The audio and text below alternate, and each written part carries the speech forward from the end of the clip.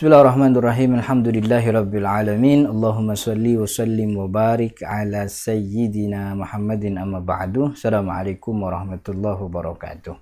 Teman-teman yang dirahmati Allah, kalau sudah ingin rujuk kembali, bersatu kembali bersama istri, lalu bagaimana caranya dan apa syarat-syaratnya?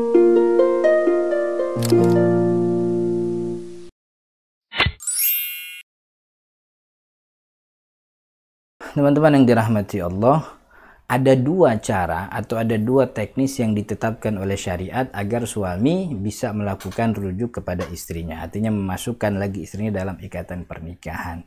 Pertama dengan ucapan. Artinya ya dia ngucap aja untuk mengembali. Dia katakan kepada istrinya atau mantan istrinya yang sedang dalam masa iddah, roja'tuki, aku rujuk kamu kembali dalam pernikahan gitu. Nah, ucapan atau lafadz yang diucapkan suami kepada istri untuk menunjukkan rujuk, ada yang lafadz namanya lafadz sharih. Lafadz sharih itu artinya lafadz yang sangat tegas sekali, yaitu merujuk istri dengan kalimat yang memang sangat sharih, tegas, tidak punya makna yang lain kecuali maknanya rujuk. Aku rujuk kamu begitu. Ada yang sifatnya kinayah, lafadz kinayah. Jadi ucapan yang terucap oleh si suami itu tidak memberikan makna tegas rujuk, tapi memberikan makna yang semisal, maksudnya ia maknanya nyerempet-nyerempet begitu, tapi tidak tegas. Seperti kalimatnya, aku ingin kau bersamaku lagi seperti dulu kala. Nah, itu kan nggak ada kalimat rujuk, maka tidak dikatakan sebagai sharih, itu lafadz kinayah. Nah, lafadz kinayah itu model gitu-gitu. Jadi modelnya tidak ada kalimat tegas rujuk, tapi redaksinya menunjukkan harapan untuk bisa bersatu lagi. Dan lafadz kinayah ini karena tidak ada kalimat yang tegas menunjukkan rujuk, ulama mensyaratkan adanya niat. Jadi tidak hanya ucapan tapi juga dibarengi dengan niat si suami tersebut. Kalau lafadz sharih nggak perlu niat karena kalimatnya sudah sangat sharih, sudah sangat tegas, itu sudah cukup. Niat nggak niat, yang penting sengaja dia ngucapin, jadi itu rujuk. Tapi kalau kinayah itu butuh niat. Ditanya tuh, abang ngomong gitu maksudnya mau rujuk ya? Jadi seperti itu. Ini tentang ucap, artinya bisa juga dengan ucapan. Nah, ada pendapat yang kedua, artinya pendapat ini bukan pendapat jumhur. Boleh kita merujuk istri yang sudah ditalak dan dia masih dalam masa iddah dengan perbuatan. Bagaimana maksudnya? Ini dalam pandangan mazhab Imam Abi Hanifah dan juga mazhab Imam Malik, membolehkan rujuk dengan perbuatan. Apa yang dimaksud perbuatan? Yaitu melakukan jima atau muqaddimah jima kepada istri yang dalam masa iddah. Itu merupakan rujuk dengan perbuatan. Artinya ketika dia berdiskusi satu sama lain, kemudian terjadilah kecocokan bahwa perceraian itu adalah kesalahan, lalu tangannya yang satu megang, terjadilah getaran, terjadilah koneksi yang sangat tinggi, akhirnya terjadi itu jima. Walaupun tidak ada kata-kata rujuk, jimanya menurut pandangan Al-Hanafiyah itu sudah menjadi rujuk bagi keduanya. Jadi setelah itu terjadi, ya sudah mereka jadi pasangan suami istri lagi. Maka talak yang itu sebelumnya dihitung sebagai satu. Jadi seperti itu dengan perbuatan. Sedangkan mazhab Syafi'i tidak melihat adanya kebolehan, nggak boleh. Karena talak itu terjadi dengan ucapan, maka untuk menghapuskannya atau untuk merujuknya harus dengan ucapan lagi, tidak boleh dengan perbuatan. Nah, perbuatan jima yang dilakukan tanpa ada kalimat rujuk sebelumnya itu dihukumi sebagai kemaksiatan, gitu, sebagai dosa bagi laki-laki dan perempuannya. Nah, lalu bagaimana nih kalau sudah mau rujuk dengan ucapan lah, katakanlah, boleh gak, apa butuh gak adanya saksi? Jumhur ulama tidak mewajibkan adanya saksi dalam rujuk, tapi mereka mensunnahkan alias menganjurkan. Bagusnya sih pakai saksi, tapi bukan syarat. Alasannya karena rujuk itu sama seperti talak, ia adalah hak suami. Jadi rujuk itu haknya suami yang ngomong. Sebagaimana talak, maka kapanpun suami yang mengucapkannya itu terjadi walaupun tidak disaksikan oleh orang lain.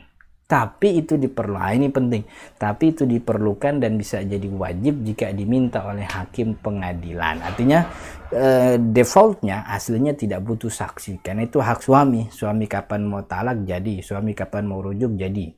Tapi kalau itu sudah masuk ranah pengadilan, dia katakan itu udah istri saya udah saya rujuk, nih saksinya. Dia harus mendatangkan saksi tersebut. Nah, kemudian teman-teman yang dirahmati Allah, tadi sudah cara teknisnya dengan ucapan, dengan perbuatan menurut Al-Hanafiyah nggak butuh saksi. Lalu untuk dikatakan sah rujuknya ini ternyata ada syarat lagi. Apa syaratnya? Pertama, wanita yang dirujuk itu adalah wanita yang ditalak talak roj'i. Kalau talak bain, yang talak ketiga itu nggak boleh gitu ya, nggak bisa. Itu talak 1 dan talak 2. Kemudian istrinya sudah digauli. Apa maksudnya? Karena kalau istri belum digauli, kata Allah Subhanahu wa taala dalam surat Al-Ahzab, istri yang belum digauli kemudian dia dicerai, maka istri tersebut tidak mengalami iddah. Artinya tidak tidak menjalankan masa iddah. Kata Allah, min qabli an tamassuhunna famalakum alaihna min iddah. Jadi nggak ada idahnya cuma nungguin 1 kali haid doang. Loh, kalau dia mau balik lagi Ustaz, nggak bisa rujuk, harus akad nikah yang baru. Kalau rujuk kan tiba ngomong doang. Nah, kalau orang istri yang belum digauli ditalak, ya sudah, itu talak bainuna sugro namanya. Bainuna sugro nggak ada idahnya. Tapi kalau dia mau balik lagi ya dia harus nikah ulang. Dia harus ngelamar lagi, dia harus akad lagi, ijab qabul lagi, ada saksinya, ada mahar dan seterusnya gitu. Jadi yang rujuk itu adalah istri yang sudah digauli. Kemudian yang ketiga masih dalam masa iddah tentu ya. Kalau sudah selesai masa iddah, maka yang terjadi harus nikah, harus akad nikah. Itu bedanya rujuk dengan akad nikah ulang. Rujuk itu masih dalam masa iddah. Kalau sudah keluar dari masa iddah dan dia mau balik lagi, ya harus nikah ulang. Kemudian yang keempat bukan talak dengan iwat. Talak dengan iwat ini khulu.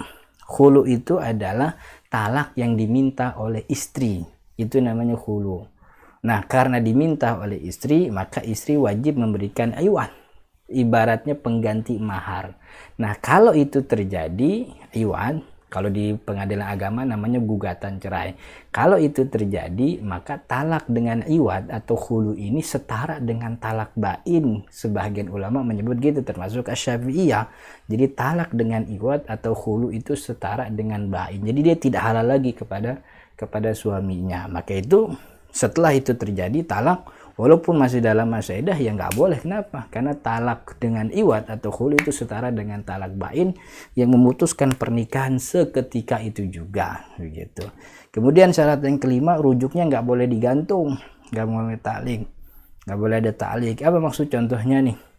Orang mengatakan kepada istrinya yang masih dalam masa iddah, aku rujuk kamu besok ya ketika ayah pulang dari kampung gitu. Nah, itu kan digantung ayah pulang dari kampung. Nah, ta'liq itu nggak boleh ada. Kalau mau rujuk ya rujuk munjiz. Ada munjiz dalam bahasa fikihnya, ay munajjas, langsung seketika itu, jangan ada ta'liq.